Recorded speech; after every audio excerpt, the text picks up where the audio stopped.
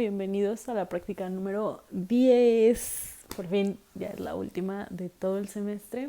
La práctica del día de hoy se llama anticoagulantes. En esta práctica vamos a hablar sobre todo sobre la cascada de coagulación y sobre los fármacos que nos pueden ayudar a modificar esta cascada en diferentes fases. Pero bueno, pues primero para entender la cascada de coagulación vamos a hablar sobre los factores de la coagulación, los cuales son proteínas que circulan inactivas en el plasma, mientras que la cascada de coagulación es una serie de reacciones que culmina con la formación de fibrina, que en realidad es el factor 1 activado. Y va a contar principalmente con dos vías, la vía intrínseca y la vía extrínseca. La intrínseca también es llamada factor hístico y la extrínseca también se llama activación por contacto. Aquí tiene una lista de todos los factores de la coagulación y de su nombre alternativo. Algo importante que siempre les van a preguntar es cuáles de los factores se sintetizan en el hígado. Tienen que saber que son 6 y son el 2, 5, 7, 9, 10 y 11. Seguramente ya habían escuchado algo sobre la vitamina K, pero ¿sabían que en realidad se llama vitamina K por coagulation en inglés? Y esto es porque algunos factores de la coagulación requieren de la vitamina K para su síntesis. Son 4 factores, el 2, 7, 9 y 10. Una mnemotecnia para que se los puedan aprender es que 2 más 7 es 9 y pues sigue el 10. Eso es algo que me ayudó a mí a aprendérmelo. Estos factores son sintetizados en el hígado y para su síntesis requieren de la vitamina K. Algunas aplicaciones clínicas de la vitamina K son, por ejemplo, para el tratamiento y prevención de hemorragias. Por ejemplo, cuando se usan anticoagulantes orales como la warfarina, la vitamina K puede ser muy útil. También en neonatos para prevenir la enfermedad hemorrágica del recién nacido. Y pues, por ejemplo, obviamente cuando hay una deficiencia de vitamina K en los adultos, que se puede presentar como sprue, celiaquía y esteatorrea. Por ejemplo, también cuando hay falta de bilis, por ejemplo, en una ictericia obstructiva, podemos usar la vitamina K. Antes de empezar a ver la cascada de la coagulación, es útil que ustedes sepan que hay 3 complejos muy importantes que se forman dentro de esta, los cuales todos contienen una enzima que va a ser un factor de la coagulación activado, un sustrato que va a ser una proenzima inactiva y un cofactor que va a ser un acelerador de la reacción, además de que en todos participa el factor 4 que es el calcio. Entonces primero tenemos el complejo tenaza. La enzima es el factor 9 activado, tenemos pues obviamente el factor 4 que es el calcio que está en todos, y el sustrato va a ser el factor 10, el cofactor el factor 8 activado y pertenece a la vía intrínseca. Después tenemos al complejo análogo de la tenaza, que la enzima es el factor 8 activado, tenemos también otra vez el calcio. El sustrato es el factor 10 y el cofactor es el factor 3 y va a pertenecer a la vía extrínseca. Y por último tenemos el complejo protrombinasa, el cual la enzima va a ser el factor 10 activado, tenemos otra vez al calcio, el factor 4, el sustrato va a ser el factor 2 y el cofactor va a ser el factor 5.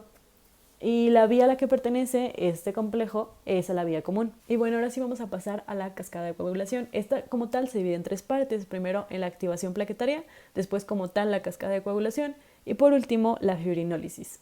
Entonces empezando con la activación plaquetaria. Aquí es un poco no tan importante con que sepan los factores más importantes que participan. Participa la fosfolipasa A2, la ciclooxigenasa, que después nos va a dar el tromboxano A2, y pues también que participan muchas prostaglandinas y pues que el resultado es pues la agregación plaquetaria, que después nos va a llevar ahora sí a la coagulación. Y entonces ahora sí vamos como tal a la cascada de la coagulación. Esta, como ya les había dicho, se divide en 2 partes, la vía intrínseca y la vía extrínseca, que en algún punto se juntan en la vía común.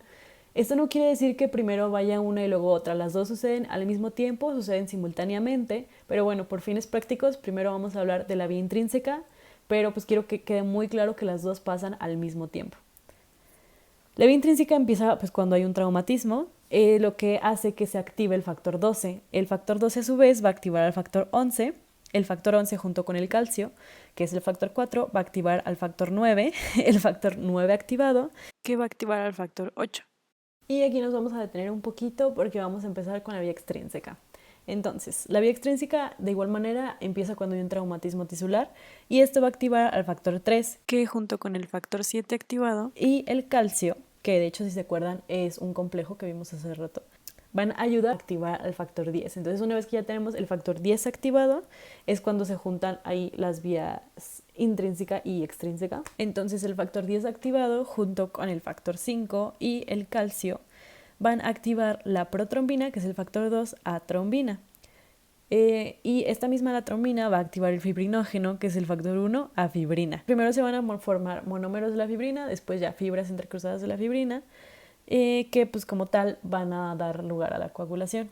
Después, ahora sí viene la fibrinólisis, que es como la etapa final. Pero en realidad la coagulación, aunque sí nos ayuda a detener una hemorragia, también puede ser patológica, porque si persiste puede incluso después formar trombos o émbolos, que pues es justo lo que no queremos. Entonces por eso nos sirve la fibrinólisis. La fibrinólisis comienza con el plasminógeno o la profibrolicina, el cual con el activador del plasminógeno tisular, urosinasa, el factor 9 activado, 2 activado y la calicrina nos va a dar lugar a la plasmina o fibrolicina, el cual va a romper las fibras de fibrina entrecruzadas que ya teníamos y los va a convertir en productos de degradación de la fibrina. Vamos a tener diferentes factores propios del cuerpo que van a ser anticoagulantes o van a impedir de alguna manera el proceso de la cascada de la coagulación. Primero tenemos al inhibidor de la vía del factor tisular o TFPI.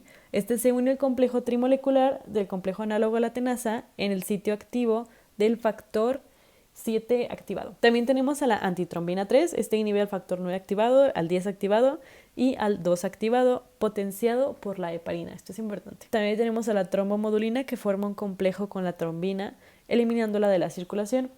También a la proteína C, que es una proteasa que inactiva los factores 5 activado y al 8 activado. Y por último a la proteína S. Esta es un cofactor de la reacción de la proteína C y el TFPI. Y ahora, ¿cómo podemos evaluar si la cascada de la coagulación o si todo este proceso de la coagulación es adecuado en un paciente? Pues tenemos dos medidores que nos ayudan a calcularlo. Primero está el tiempo de protrombina, que es el TP. Este evalúa la función de las proteínas de la vía extrínseca y se añade el factor tisular, fosfolípidos y calcio. Y también tenemos al tiempo de tromboplastina parcial o TTP. Este valora la función de las proteínas de la vía intrínseca y se inicia añadiendo partículas de carga negativa o vidrio esmerilado. Ahora vamos a empezar a hablar un poquito sobre fármacos que nos ayudan a modificar este ciclo de la coagulación. Vamos a hablar de los diferentes tipos de medicamentos que hay y luego ya empezamos a hablar de ejemplos. Primero tenemos a los anticoagulantes. Este es un mecanismo de acciones que inhiben la coagulación de la sangre porque interfieren literalmente con la cascada de la coagulación. Por ejemplo, tenemos la heparina o los anticoagulantes orales. Después tenemos a los fibrinolíticos. Estos lisan los trombos mediante la formación de la proteasa de serinaplasmina. Por ejemplo, tenemos a la alteplasa. También tenemos a los antiplaquetarios, que retrasan la formación de coágulos porque inhiben la agregación plaquetaria, que se acuerdan en el primer paso de la cascada de la coagulación. Por ejemplo, aquí tenemos al ácido acetilsalicílico o aspirina y al clopridogrel. Y por último, a los fármacos usados en trastornos hemorrágicos que interfieren en la hemorragia favoreciendo la coagulación. Como ya veíamos, un ejemplo es la vitamina K o análogos de la vitamina K. Vamos a empezar hablando de un fármaco anticoagulante que es la heparina. Este es un anticoagulante indirecto debido a que su principal mecanismo es activando la antitrombina 3, que como veíamos anteriormente es un factor anticoagulante que como veíamos previamente es un factor anticoagulante que va a inhibir directamente al factor 10 activado, 9 activado y 2 activado. Se administra por vía intravenosa, por lo cual su efecto es instantáneo. Y hay de dos tipos. Tenemos la heparina no fraccionada, que es la heparina sódica, y también tenemos la heparina de bajo peso molecular, que también se llama enoxaparina, tisaparina o fondaparinux. Como tiene un efecto tan rápido, usualmente lo usamos de forma aguda, en cambio la warfarina lo usamos en tratamientos más prolongados, pero bueno, ahorita vamos a hablar de la warfarina. Los usos que podemos darle a la heparina, por ejemplo, en la trombosis venosa profunda, en la extensión de una trombosis venosa profunda establecida, en una embolia pulmonar, en una trombosis y embolización en pacientes con fibrilación auricular, trombosis de válvulas cardíacas o infarto de miocardio en pacientes con angina inestable. Hay algo importante para que se acuerden, es que la heparina es el tubito verde de las muestras para tomar sangre. La warfarina, su mecanismo de acción es que bloquea la alfa-carboxilación de diversos residuos de glutamato en la protrombina y en los factores 7, 9 y 10, lo que genera moléculas incompetentes y biológicamente inactivas. Entonces todos estos factores son inactivos. Este compite con la vitamina K, entonces si administramos vitamina K en mayor dosis que la warfarina, la va a desplazar y los factores ya van a poder sintetizarse y hacer su acción anticoagulante.